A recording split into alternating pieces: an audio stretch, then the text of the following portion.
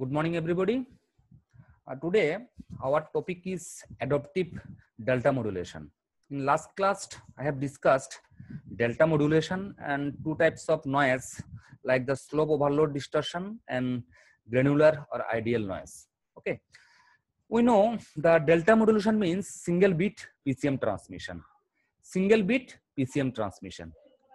Okay, in what happened in case of the delta modulation? With delta modulation, rather than transmit a coded representation of the sample, only a single bit is transmitted, which simply indicates whether the sample is higher or smaller than the previous sample. Okay. Now, if the current sample is smaller than the previous sample, then a logic 0 is transmitted. And if the current sample is larger than the previous samples, a logic 1 is transmitted. So, what is the advantage of the delta modulation?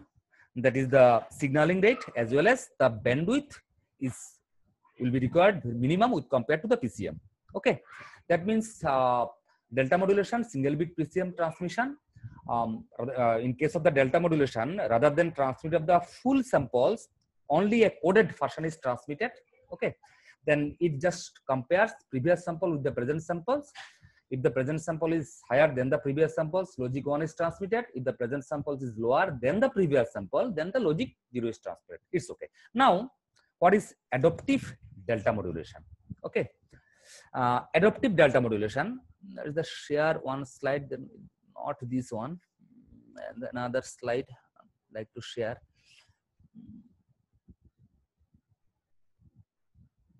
Okay.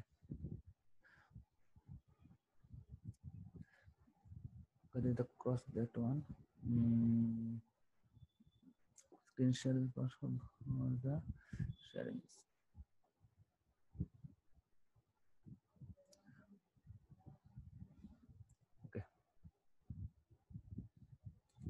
Okay, there is the adaptive delta modulation. Actually, what is actually happening in case of the adaptive delta modulation?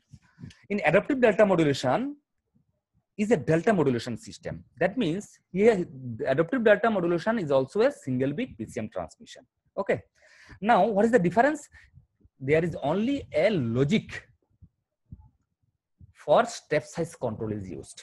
Okay, the whole configuration as far as transmitter is concerned is the same, rather than only additional logic for step control. That means whether step size is required to be increased, then the logic device will increase the step, and whenever the step size is required to be minimized, the logic device will minimize that step size, and that is the function of a logic step control. Okay, rather than the whole function as the delta modulation.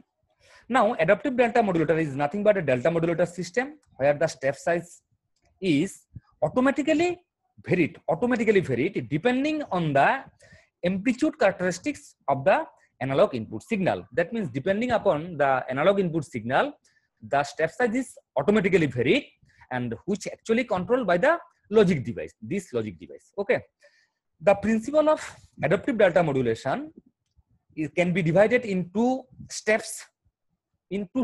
Okay, mind it. The first one, if the successive error, this one error are of the opposite polarity. Opposite polarity means plus or minus. Okay, polarity.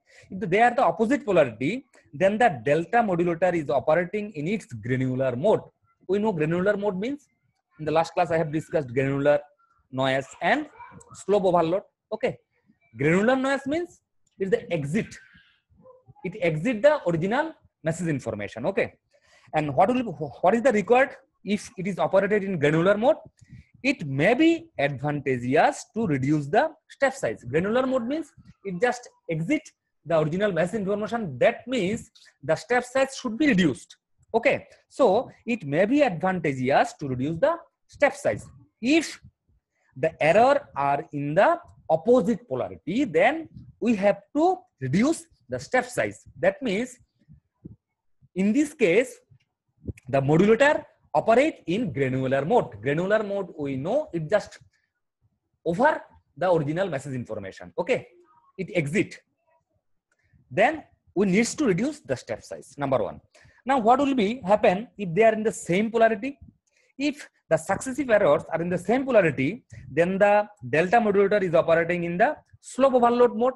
Slope overload means is the lower side. Okay, that means the message in the message signal is too rising. Okay, that means the staircase approximation is failed to follow it. Okay, so what needs in this case?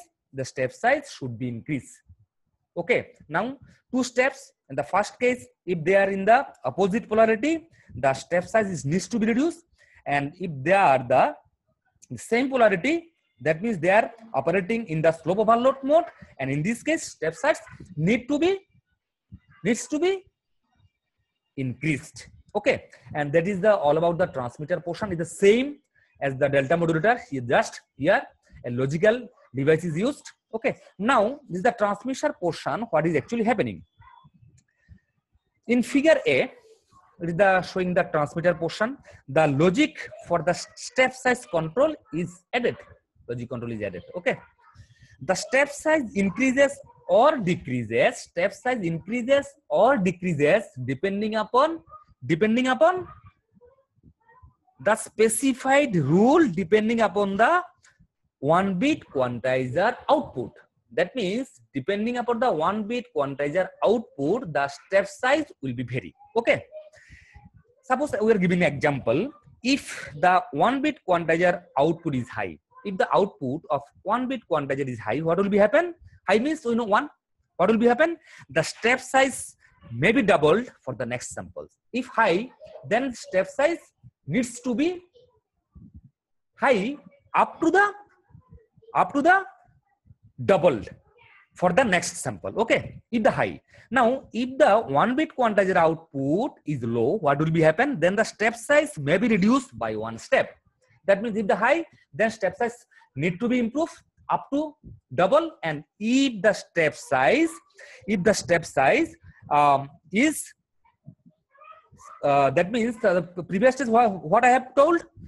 If the low means that is the 0. Okay, then step size may be reduced by 1 bit. That is all about the transmission activities. Now what is happening in case of the receiver portion? Here there are the two operations happening, this one and this one. Okay, in the receiver there are the two positions. In the first portion produces the step size from each of the information bit. In this portion, what is happening? The step size from each information bit produces the step size form. Okay, step size produces in this portion. Then that means exactly the same process followed as the transmitter portion, which is actually happening here, because we are recovering the original message information. We are return back. So in this case, what are actually happening, which happened in the transmitter portion. Okay, now what is happening in the second portion? The previous input and the previous and present input decide the step sizes.